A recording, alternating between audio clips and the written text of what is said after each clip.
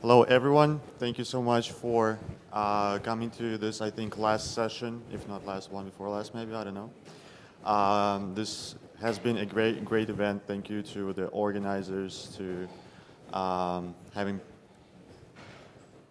come. Thank you for coming here and being together with us, being able to discuss a few things. I'm Alex from Actility. This is our great partner, Jonathan from StraconTech from Peru. Here we would like to give you an overview about the market for IoT, the go-to strategies in Chile and Peru. If you're interested in how to go to those markets, this is the presentation for you.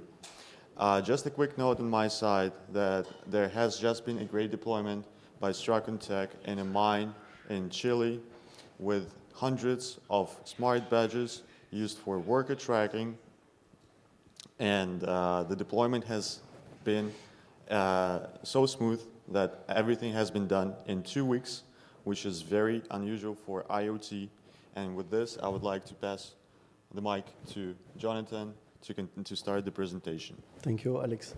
Basically, as Alex told you, I'm Jonathan Prieto. I work for StraconTech in Peru, and I'm going to share my experience trying to deploy, deploying IoT in Peru and Chile. And we're also going to discuss a bit more about the go-to-market strategy and maybe the obstacles that you can find when you're trying to deploy these kind of technologies in Peru and Chile specifically. First, basically the market in Peru and Chile. We're going to start with Peru. In Peru, actually, we are every time the late majority to implement new technologies. So for example, in the case of LoRa, it's completely new in Peru. Some enterprises are trying to sell this kind of technology, but it's more like a marketing argument. In reality, when you talk with them, there is not a real solution behind that. Actually, in Peru, you can't even find a gateway. It took me like 1 month to try to find a gateway locally, and it's impossible. And why I was trying to find a gateway locally is basically because we're going to see later, but for example, the homologation process for gateways in Peru is extremely complicated. It can take up to 6 or 8 months to homologate one of these devices. But yes, so basically in Peru, you have a very big market for selling equipments of LoRa, for example. But there is not yet, I think, the market necessary for big companies to try to have a significant stock of this kind of devices in Peru. And basically, in my case, I'm specialized into the mining sector. And in mining, there is only one big mine in Peru that is using LoRa right now, which is the one that we implemented with Actility. As Alex said, the deploy was very successful. Everybody is very happy. Right now, the solution in this particular case was for tracking of people. So you can see the position of the people in real time.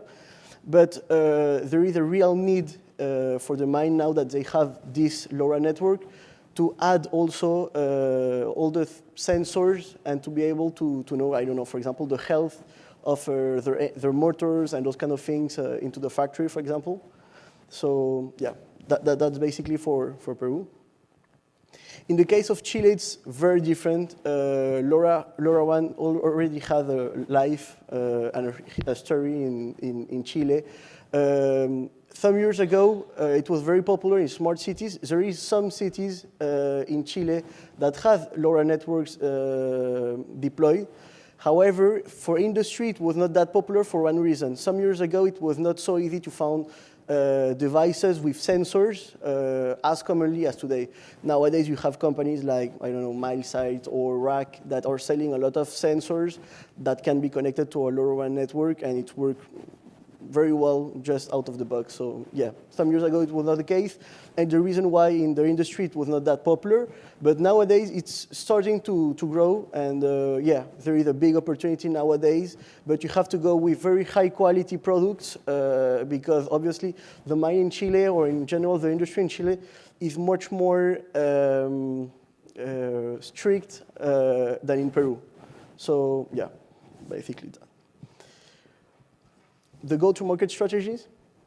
In Peru, as I said, basically you have to, in Peru it's completely different from Chile in the go-to-market strategy, because in Peru you have to To go with some basically economical arguments, you have to explain that it's a very cheap technology in comparison, for example, to LTE. In this case, when we won the tracking, the tracking system for this mine in Peru, it was very easy because basically the price of the same technology but with LTE was 10 times the cost of the LoRaWAN. So it was very easy. And in Peru, you have to talk like this about just how about the ROI, basically, you know. And yeah, so very important to talk about money in Peru when you want to sell something like that. Also, another advantage of LoRa is the wide signal range because it reduces the amount of gateways that you need, basically. Low battery and data consumption, that is very important for them because I don't know if, well, I suppose you know, but when you have large amount of data that are arriving to the server, rapidly, if you're using a cloud solution, for example, you are going to have teras of information every month. So it's important that actually the data consumption of the devices is very low.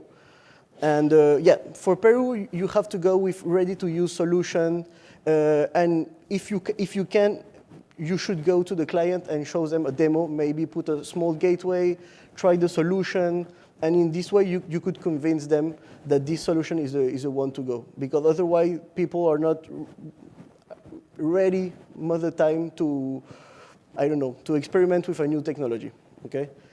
So, yeah.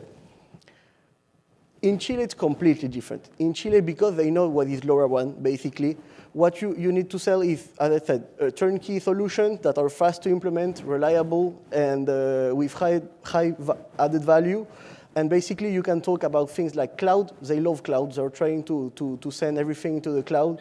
So if your solution is, I don't know, based on Amazon, Azure, or any of these solutions, it's a good argument to sell your solution, basically. And yeah, the obstacles.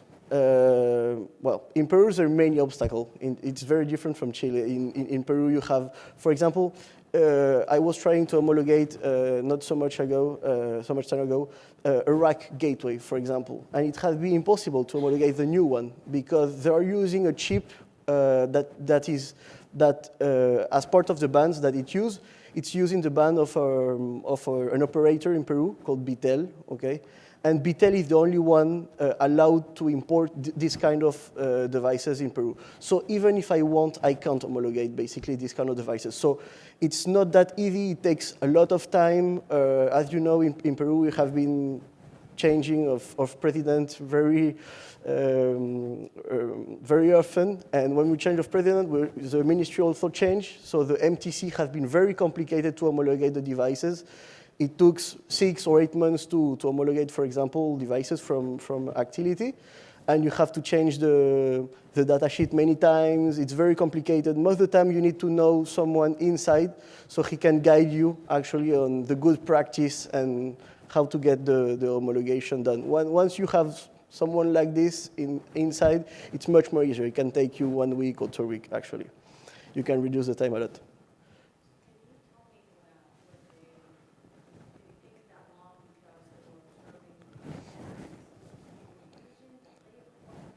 Well, 2 reasons. The first one, they just take time because they take time, okay? You put your request on your website.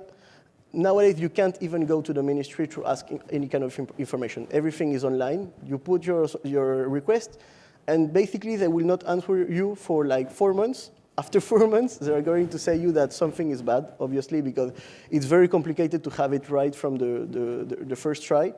After that, you're going to change it. They will take like 1 month more. So it's like 5 months since the beginning of the homologation, and it's probable that you will not pass the homologation even after the second try.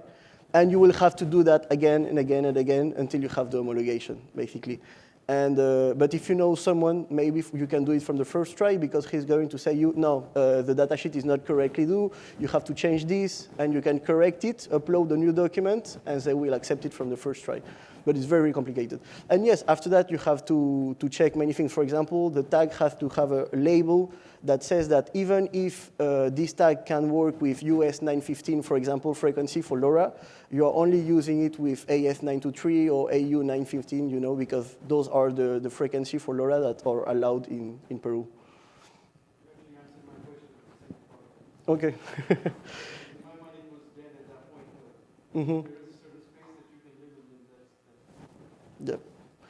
And yes, after that, another obstacle in Peru, as I told you, is that there is not many success stories at least in my sector, which is mining, there is not a lot of success stories. So you have to build your own success story, which is very complicated to find a client that will trust you and that will decide to invest a good amount of money on this kind of technology. It's a bit complicated, actually. Yeah. Yeah, sure. In Peru, it's nearly mandatory, actually. If you don't do a trial, you will not have the opportunity to yeah. Yes, sure, for the employees. If you go to a mining company, it's a bit complicated, a lot of health checks and things like that, and you have to have some you have to have some tutorial. You have to watch some tutorial about security in the mine and these kind of things. So yeah, it takes like, I don't know, maybe 2 to 3 weeks to prepare everybody to go to the mine and be able to install, for example, the gateway. To install the gateway, you have to go to a center and learn how the security rules when you're going to a tower and those kind of things. Yeah, because actually the towers, for example, in the mine are at 75 meters. So it's very tall and very dangerous. So yes, you have to get some lessons. Yeah.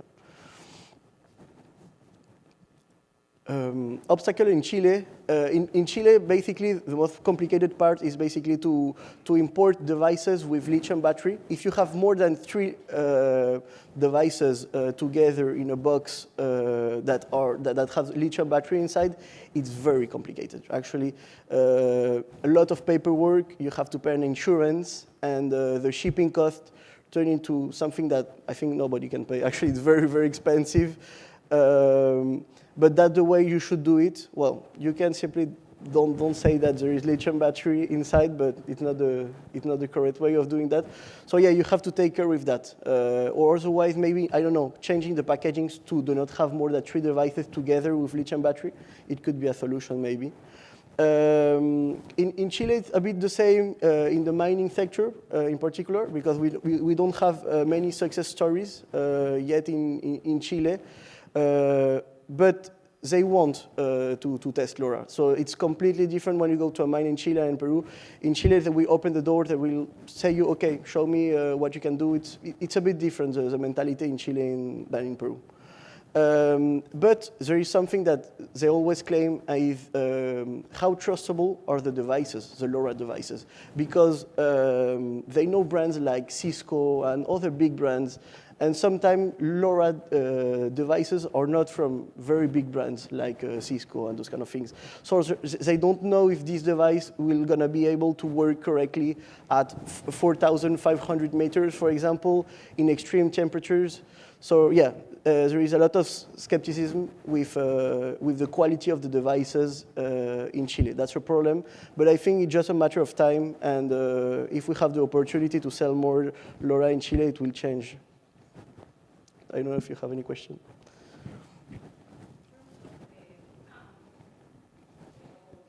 Mm-hmm.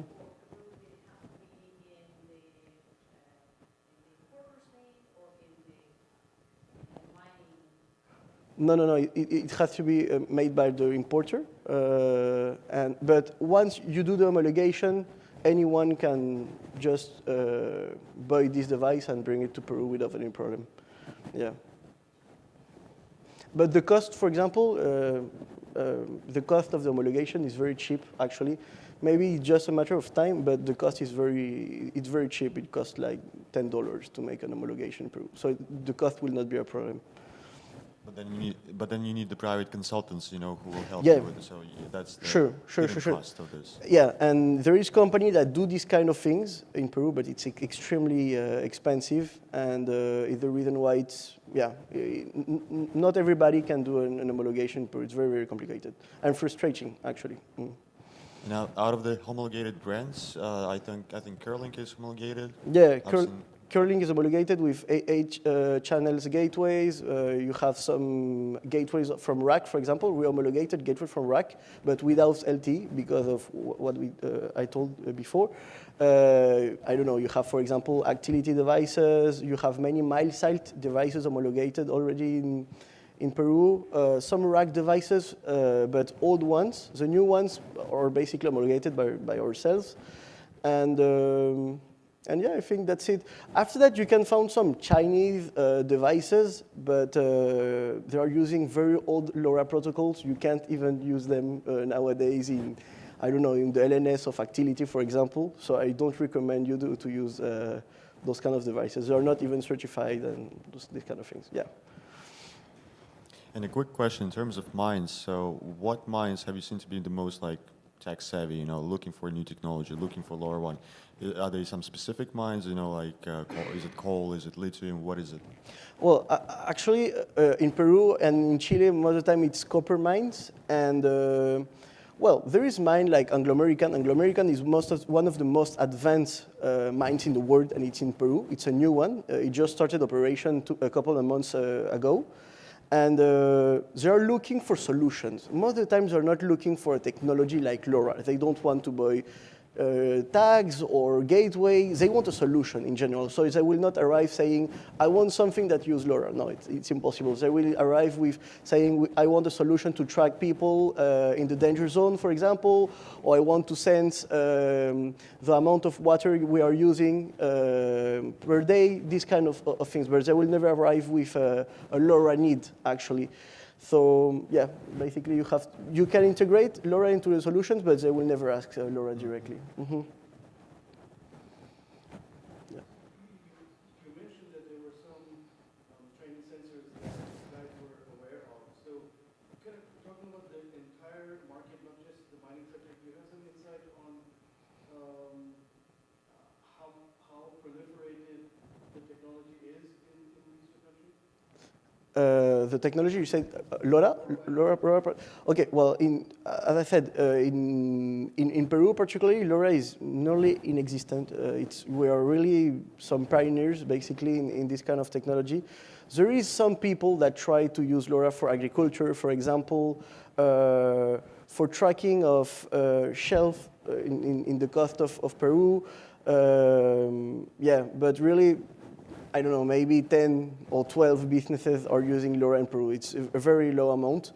In Chile, it's completely different. You know, you have entire cities with LoRaWAN networks, but well, you have the network, but there is not a lot of people using this network. You know, so there is a lot of opportunities in Chile, for example, if you are into smart cities to develop this sector, and in the industry, it's like in Peru, it's very new in Chile. And I think there is a lot of opportunity to sell these kind of new sensors that you can find nowadays that are IP67 or that are very good quality. So yes, there is a real opportunity into selling this kind of sensors nowadays in Chile. Are they driven by government agencies or are they? No. Private companies. Yeah, at least in Chile, yeah. Do you remember what's the networks over there on those? Which one, in Chile? In the cities. No. I don't remember that, no. I think this is it for the slides. If you have any other questions, let us know. But thank you, Jonathan, for this great presentation.